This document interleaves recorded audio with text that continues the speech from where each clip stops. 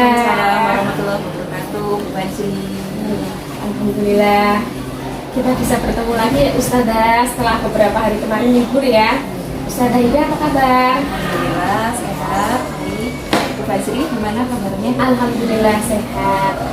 Terima kasih kepada Ustazah Ida yang sudah meluangkan waktunya untuk berkolaborasi untuk dalam penyelesaian tugas saya di CGP ini di modul 3.1 pengambilan keputusan berdasarkan nilai-nilai kebajikan. Nanti selama proses wawancara ada beberapa pertanyaan yang akan saya tanyakan kepada Ustazah Ida. Ustazah Ida sudah siap? Oke, siap. Oke, bagus ya. Selama ini Ustazah itu dapat ketika mendapati kasus-kasus yang merupakan dilema etika atau rujukan moral, bagaimana Ustazah Ida mengidentifikasinya? Kasih ya. Jadi kalau dilema etika itu kan merupakan satu situasi di mana kita dihadapkan pada situasi yang benar dengan kebenaran gitu ya. Kalau artinya rujukan moral ya. Itu kan situasi benar dan salah. Cara mengidentifikasi ya dengan kita kembalikan lagi ke SOP yang ada. Apakah kasus itu bertentangan dengan SOP yang ada? Apakah sejalan? Selama ini bagaimana Ustazah Ida dalam pengambilan keputusan di sekolah, terutama untuk kasus-kasus yang ada kaitannya dengan dua kepentingan yang sama atau yang sama-sama benar atau sama-sama mengandung nilai kebajikan? Untuk pengambilan keputusan ya? Iya, betul.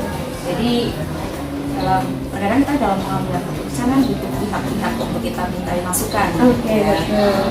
Selain kita mungkin juga melibatkan teman sejawat yang kita libatkan tentunya ya guru-guru yang sudah senior gitu ya, maupun guru-guru yang memang memiliki tugas sebagai, kalau di sekolah kita di sini kan ada waka kesiswaan, waka kurikulum, kemudian SDM. Nah, kita selalu berkomunikasi dengan pihak-pihak ini. Selain itu juga ketika memang masalah itu membutuhkan pemecahan yang lain ataupun kita membutuhkan second opinion atau membutuhkan pendapat yang lain, kita juga perlu juga untuk melibatkan masalah ini dengan meminta pendapat kepada pengawas maupun dari pihak yayasan juga kita libatkan gitu ya, untuk bisa sama-sama mencari solusi atau pemecahan. Itu pun juga tergantung masalahnya sih. Kalau berkaitan dengan masalah guru ya tentunya lebih banyak lagi keterlibatan dari pihak-pihak luar, contohnya pengawas dari yayasan. Kalau yang berkaitan dengan siswa ya sih cukup dengan rekan sejawat, guru senior maupun teman-teman yang tergabung dalam tim manajemen sekolah. Jadi menyelesaikan masalahnya tidak sendiri tentunya ya, ada kerjasama dengan pihak-pihak terkait baik internal maupun eksternal. Oke. Nah, bisa diceritakan salah satu contoh kasus aja yang mengandung dilema etika atau rujukan moral yang pernah Ustazah Ida alami? Kasus yang sering gitu ya, yang sering muncul ya, bisa mungkin tidak hanya di kita, mungkin bisa jadi di sekolah lain, tapi yang memang kadang yang sering muncul di kita, terutama berkaitan dengan guru, kedisiplinan guru gitu ya, dimana secara aturan guru itu hadir di sekolah itu kan memang sebelum pukul 7 ya. Namun sehingga waktu ya ada saja guru-guru yang memang hadir itu setelah pukul 7 begitu. Kenapa? Karena kan kenapa ada SOP semacam ini? Itu kan tentunya ada tujuan ya. Apa kok hadirnya sebelum 7 pukul 7 itu ada tujuannya agar guru itu lebih bisa mempersiapkan secara dini baik fisik maupun mentalnya di sekolah sebelum menghadapi anak-anak. Namun ada kalanya ya kedisiplinan itu tidak semuanya, dan kadang juga masih ada yang belum komitmen untuk melakukan aturan tersebut. Berarti masih ada beberapa guru ya atau karyawan yang terlambat seperti itu ya, terus tidak sesuai dengan aturan yang berlaku. Jadi apa namanya, dari kasus itu ya, langkah-langkah atau prosedur seperti apa yang biasanya Ustazah lakukan selama ini dalam, misalnya tadi kan terkait kedatangan guru dan karyawan, seperti kehadiran karyawan. Langkah-langkahnya biasanya kita coba untuk mencari tahu dulu sebelum kita mengambil keputusan. Kita berikan punishment atau semacam SOP teguran. Kita cari tahu dulu kenapa sih terlambat, kemudian apakah keterlambatan itu terjadi sering atau hanya sekali dua kali saja. Kemudian keterlambatan itu hanya terjadi di satu personal atau satu dua personal saja, atau keterlambatan itu bergantian gitu. Itu kan tentunya ada latar belakang yang berbeda kan. Yang pertama cari informasi, cari fakta ya, cari informasi dulu. Kita tanyakan kepada yang bersangkutan, barangkali kita sampai mungkin kita mencari informasi kenapa kok bisa terlambat, kemudian kira-kira hal apa yang memang menyebabkan dia terlambat dan terlambatnya sering gitu. Cari informasi. Setelah kita dapatkan informasi itu, kemudian kita coba analisis informasinya. Seberapa persen keterlambatan karena mungkin pekerjaan di rumah belum selesai, atau seberapa persen karena keterlambatan dari hal lain, misalkan ada kendala lain di jalan gitu. Baru setelah itu kita kita konfirmasi kepada yang bersangkutan, ya mungkin diajak berbicara tentang terlambatnya, kira-kira bisa nggak ketika tidak terlambat kan. Nah, baru kita ambil keputusan selanjutnya. Jadi tadi ada langkah-langkah, jadi mencari fakta, mencari informasi, kemudian ada analisis data juga seperti itu ya, terus baru diambil keputusan selanjutnya. Oke. Nah, biasanya hal-hal apa saja sih yang Ustazah tidak anggap efektif dalam pengambilan keputusan pada kasus-kasus seperti tadi di hal-hal yang efektif ya, keputusan dianggap efektif itu manakala keputusan itu bisa diterima. Keputusan itu bisa diterima oleh semuanya, semua pihak itu merasa legowo dan menerima terhadap satu keputusan maupun kebijakan yang diambil, kemudian tidak berpihak begitu, kemudian juga tidak ada pihak-pihak yang merasa tersakiti dari satu keputusan yang diambil. Itu menurut saya satu keputusan yang efektif itu yang seperti itu. Jadi berpikir yang basisnya akhir yang baik buat semuanya. Akhirnya baik buat semuanya. Meskipun mungkin di awal tetap ada pro dan kontra gitu ya, ada yang menerima dan tidak, tapi kan kita coba untuk melihat apa sih istilahnya ya, kebaikan gitu ya, kebaikan untuk semuanya. Kemudian apa saja sih yang selama Ustazah Ihda itu menjabat sebagai kepala sekolah yang menjadi tantangan dalam pengambilan keputusan pada kasus-kasus yang dilema etika itu seperti apa? Tantangannya ya tentunya hampir jalan dengan tadi ya, kalau keputusan yang efektif itu keputusan yang diterima, berarti tantangannya ya tentunya keputusan itu tidak bisa diterima oleh semua pihak ya. Dalam artian tetap saja ada pihak-pihak yang mungkin belum bisa menerima terhadap hasil keputusan yang ditetapkan.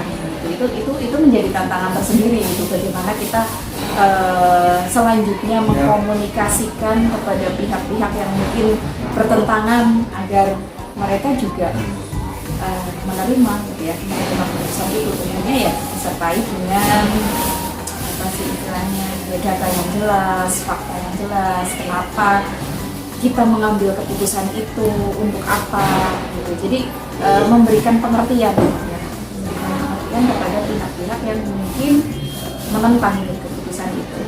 Ya, berarti tantangannya itu ada kontranya itu ya, dari pihak-pihak terkait. Nah, selama ini ketika ada jadwal tertentu dalam sebuah penyelesaian kasus di ilmu etika, apakah Ustazah itu langsung menyelesaikannya di tempat atau punya jadwal sendiri untuk menyelesaikannya? Seperti apa bentuk atau prosedurnya yang biasa Ustazah jalankan? Untuk dalam penyelesaian kasus-kasus itu kita upayakan ada waktu tersendiri. Jadi ya mungkin kan tidak setiap masalah langsung Bisa selesai di diputuskan, situ ya. gitu kan. Oke. Kita tetap mengalokasikan waktu. Oh ini ada masalah, kemudian kita tetapkan langkah-langkahnya, kemudian kita selesaikan. Jadi kita buat apa namanya waktu alur gitu ya, waktunya yang tepat sehingga memang harapannya masalah itu bisa kita selesaikan dengan langkah-langkah yang ada. Jadi ya tetap kita upayakan ada waktu khusus untuk menyelesaikan masalah itu. Tidak serta-merta langsung selesai di Iya. situ gitu ya, terus melihat urgent juga. Iya. Ada tidak itu faktor-faktor bisa dari orang atau tokoh-tokoh tertentu yang selama ini Ustazah Ida anggap mempermudah atau membantu Ustazah dalam pengambilan keputusan dalam kasus-kasus tersebut? Tentunya dalam mengambil setiap keputusan gitu ya. Tadi seperti yang sudah saya sampaikan di awal, karena dalam pengambilan keputusan terhadap sesuatu hal gitu, kita tidak bisa sendiri gitu kan. Tetap kita butuh pendapat dari orang lain gitu. Dalam artian dengan masalahnya tadi, ketika masalah itu berkaitan dengan siswa ya ada pihak-pihak tertentu, contohnya wali kelas, guru, maupun kedua kakak siswaan gitu. Tetap kita mintai juga untuk memberikan pendapat. Ya, tentunya faktor pendukungnya adalah pihak-pihak yang mungkin bisa mendukung gitu ya, yang terkait. Ya, contohnya teman sejawat itu tadi. Kemudian orang tua kan juga menjadi penentu juga ketika masalah itu berkaitan dengan siswa. Dari pengalaman semua tadi pengalaman yang sudah Ustazah sampaikan gitu ya, pembelajaran apa yang bisa Ustazah Ida petik ya dari pengalaman yang berkaitan dengan pengambilan keputusan dilema etika? Pengalaman yang bisa diambil gitu ya dalam setiap penyelesaian masalah, tentunya kita belajar menjadi semakin dewasa gitu ya. Dalam setiap kita menyelesaikan masalah tentunya dibutuhkan adanya pendewasaan diri gitu. Kemudian butuh juga penyelesaian masalah dengan kepala dingin, tidak serta merta kita mengedepankan emosi ya, betul ya. mengedepankan emosi kita, pengennya gas-gas cepat selesai, tetapi mungkin tidak mempertimbangkan hal lainnya. Nah, menurut saya sih dalam setiap kita menghadapi permasalahan itu tentunya pelajaran yang dipetik gitu ya, kita bisa lebih dewasa ya, lebih dewasa dalam menyikapi sesuatu. Dan tentunya ini menjadi salah satu yang dibutuhkan, kedewasaan diri, kemudian kematangan emosi kita menjadi sesuatu yang dibutuhkan bagi seorang pemimpin. Dalam hal ini adalah ya kalau di sekolah tentunya kepala sekolah gitu ya. Jadi harapannya agar penyelesaian masalah itu bisa adil dan tidak memihak.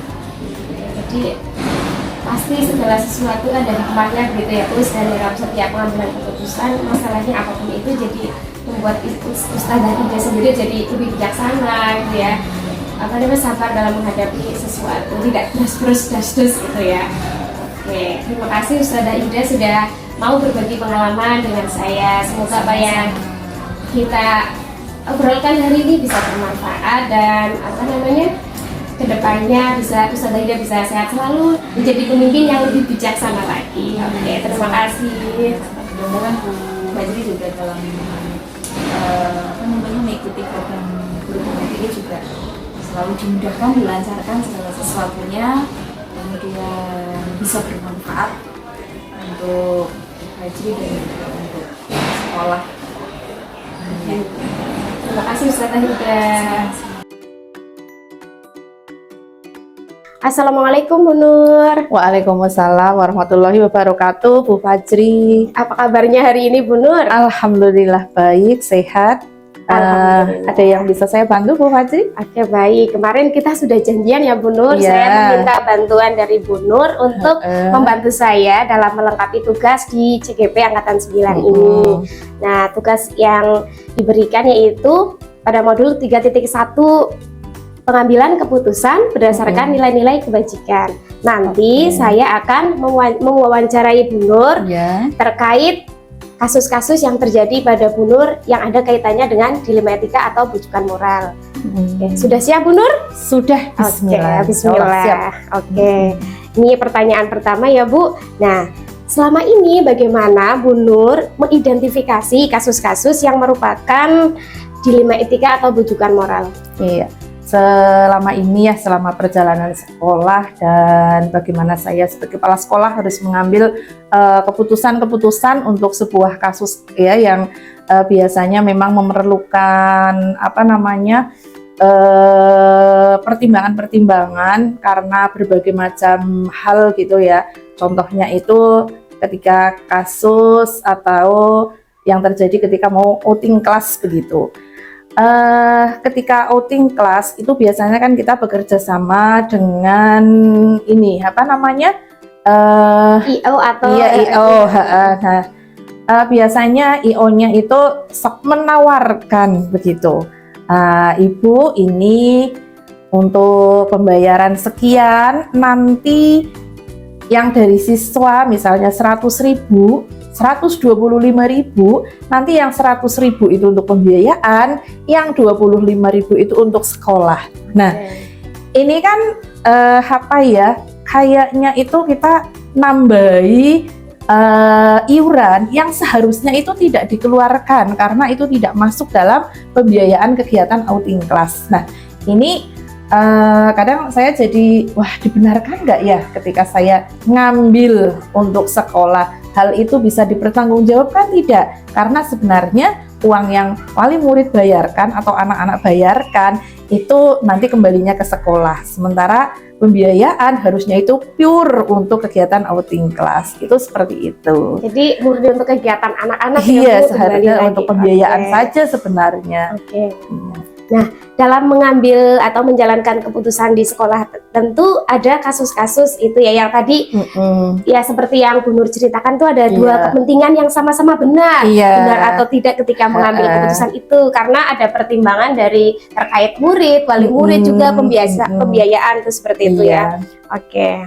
Nah, langkah-langkah atau prosedur yang seperti apa yang biasanya Bu Nur jalankan selama ini? Iya, ketika ada hal-hal yang seperti itu, biasanya saya sebelum memutuskan ya untuk mengambil sebuah keputusan, itu saya akan mencari referensi begitu. Bagaimana ya dengan penyelenggaraan outing kelas di sekolah-sekolah lain, di tempat-tempat lain seperti itu. Saya juga harus mempertimbangkan nih wali murid saya untuk pembiayaan yang sekian itu memberatkan atau tidak, dan juga saya harus mempertimbangkan ketika saya mengambil sesuatu yang sedikit itu ya, misalnya itu kan sedikit ya, apakah itu nanti tidak akan mengurangi kepercayaan wali murid terhadap sekolah ya, karena sepertinya itu dijadikan bisnis kepentingan untuk pembiayaan yang di luar itu kan berarti kan untuk keuntungan sekolah kayak gitu. Dan ternyata dari beberapa referensi yang saya ambil berdasarkan pengalaman orang lain, memang kebanyakan itu oke lah menambah dari dari biaya yang seharusnya misalnya nambah berapa itu katanya untuk sekolah dan biasanya dipakai untuk sangu gurunya dan lain sebagainya atau untuk kepentingan lain kayak gitu.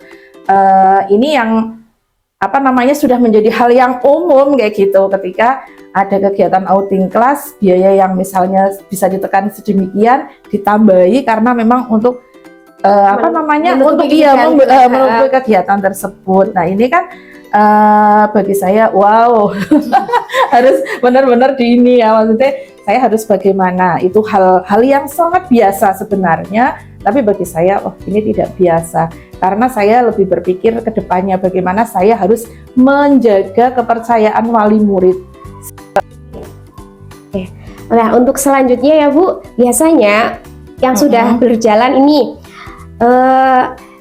yang dianggap efektif ketika pengambilan keputusan pada kasus-kasus tersebut di atas itu seperti apa? Berarti hal yang efektif ya ketika kita memutuskan begitu ya.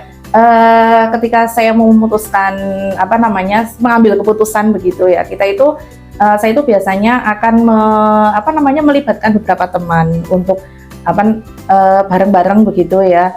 Keputusan ini pas nggak sih kayak gitu. Nah biasanya kalau misalnya itu tadi kasusnya outing kelas, saya dengan panitia outing kelas itu mengadakan rapat, kemudian kita mencoba menyampaikan argumen-argumen begitu ya, misalnya ambil nggak sih, kita enggak lah, dengan pertimbangan kita satu menjaga ini ya, maksudnya menjaga kepercayaan wali murid, kemudian tidak memberatkan kan untuk wali murid, dan yang selanjutnya itu akan menambah harga diri sekolah karena kita tidak mengambil seperti mengambil keuntungan gitu dari bisnis kegiatan ya, iya, jadi tidak kita bisniskan. Insya Allah untuk sanggup guru dan lain sebagainya mungkin kita bisa ambil dari dana-dana yang lainnya seperti itu, karena kadang kita juga kan mendapatkan misalnya ada bonus misalnya ya, kemudian ada dana-dana lain, misalnya kita catering kan kita usahakan sendiri. Nah di situ biasanya kita ada sisa yang memang kita bisa kita manage ya, di manage dengan baik, akhirnya ada lebihan-lebihan yang bisa digunakan untuk dana-dana seperti itu.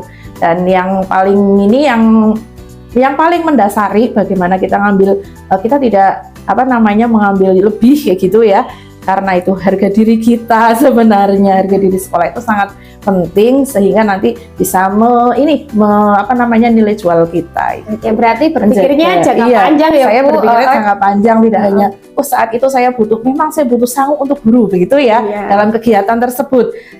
Tapi sebenarnya itu bisa dicari dengan dana-dana yang lain. Sementara ketika kita menolak begitu ya, alhamdulillah kita harga diri kita begitu terjaga. Kemudian untuk kepercayaan dari wali murid itu juga akan sangat terjaga, dan kalau yang sudah seperti itu wali murid itu nanti akan menjadi partner kita yang luar biasa, pasti akan selalu percaya apapun yang kita lakukan kayak gitu, tidak dibisniskan begitu. Super sekali. Oke, selanjutnya ini, nah ketika ada masalah atau tadi kasus-kasus itu ya, ketika mau memutuskan itu dibuat jadwal tertentu atau diputuskan dalam waktu itu juga, Bu? Biasanya kita kasus-kasus itu kita tidak jadwal sih ya, tapi tidak serta-merta. Biasanya kita identifikasi dulu kan kasusnya seperti apa, kemudian kita mencari pertimbangan-pertimbangan, itu kan butuh waktu, kemudian ada referensi kayak gitu.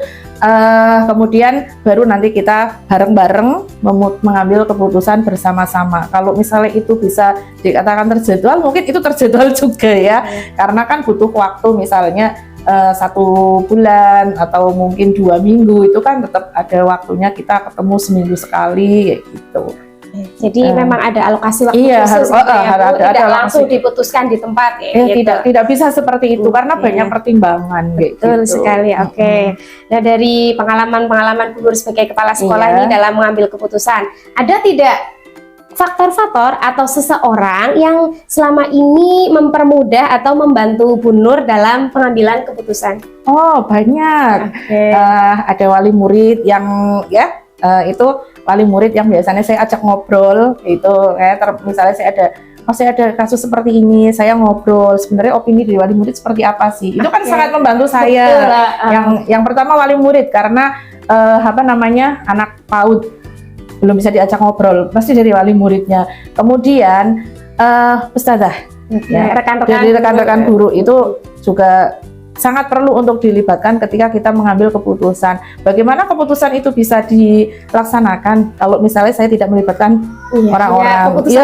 Keputusan sepihak itu biasanya susah untuk bisa ini bareng-bareng di eksekusi itu susah gitu. Nah, dari semua yang sudah disampaikan oleh Bu Nur, pengalaman tadi ya, pembelajaran apa yang bisa dipetik dari cerita Bu Nur tadi? Pembelajaran yang bisa diambil yang pertama itu, ketika kita ada sebuah kasus, maka sebaiknya kita itu bertahan dulu.